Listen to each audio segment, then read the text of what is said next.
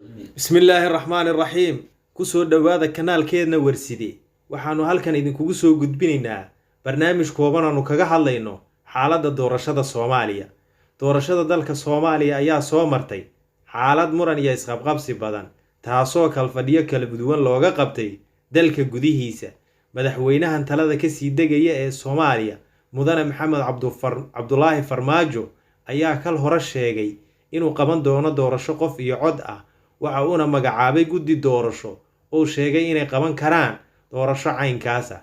Ha yeeshee hogaamiyeyaasha mucaaradka iyo madaxda dowlad goboleedyada ayaa u arkay cimri kororsi uu damacsan yahay madaxweyne Farmaajo. muran badan oo hareeyay damacii madaxweynaha waxaa suurtagal noqon waayay inay dhacdo doorasho qof iyo cod ah. waxaa shirar kala duwan oo lagu gorfeynayo nooca doorasho ee Soomaaliya laga qaban karo ka dhacay magaalooyinka Dhuusamareeb iyo Muqdisho, taasoo rajo badan laga qabay inuu soo afjaro khilaafkii badnaa ee mugdiga geliyay doorashada Soomaaliya.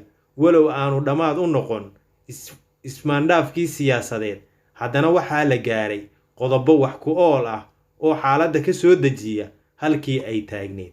waxaana la isku afgartay in la qabto doorasho dadban si loo beeqaamiyo waqtiga gaaban ee ka haray doorashada. waxaase mar kale muran ballaaran ka yimid guddigii maamuli lahaa habsami u socodka doorashada. madaxweyne Farmaajo ayaa magacaabay guddi doorasho oo ay tuhun badan ka keeneen musharaxiinta u taagan xilka dalka Soomaaliya, waxaanay qabteen shirar ay kaga soo horjeedaan xubnahaasi uu magacaabay. waxaanay ku tuhmeen inay ku jiraan qaar ka mid ah shaqaalaha xafiiska madaxweynaha iyo hay'adda sirdoonka qaranka. waxaa si muuqda iyo si maldahanba u diiday maamul goboleedyada Puntland iyo Jubbaland oo aanan weli soo magacaabin xubnahoodii ku matali lahaa guddiga doorashada. maalmihii la soo dhaafay waxaa qadka fogaan aragga ku wada hadlay madaxda dowlad goboleedyada oo ka wada hadlay sidii qaab isfahana xal looga gaari lahaa arrimaha la isku hayo.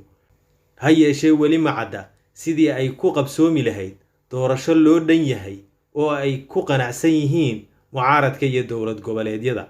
waxaase muuqata inuu dhagaha ka furaystay madaxweyne Farmaajo cabashada mucaaradka iyo qaar ka mid ah dowlad goboleedyada, iyadoo ay muddaxileedkiisii ka dhiman tahay maalmo kooban uun. musharaxiinta ayaa ku eedeynaya inuu madaxweyne Farmaajo doonayo inuu maroorsado doorashada dalka, taasoo sababi karta dib u dhac. safiirka dalka Mareykanka u fadhiya Soomaaliya iyo wakiilka qaramada midoobay ayaa ka soo saaray baaqiyo kala duwan, kaasoo ay ku diideen inay Soomaaliya ka dhacdo doorasho isbarbaryaaca ama mid hal dhinac ah. ugu dambeyn, waxaa shacabka su'aalo badan iska weydiinayaan maxaa dhici doona marka ay dhammaato muddada sharciga ah ee xukuumaddan talada hayso iyo madaxweyne Cabdulaahi Farmaajo. wabilaahi tawfiiq.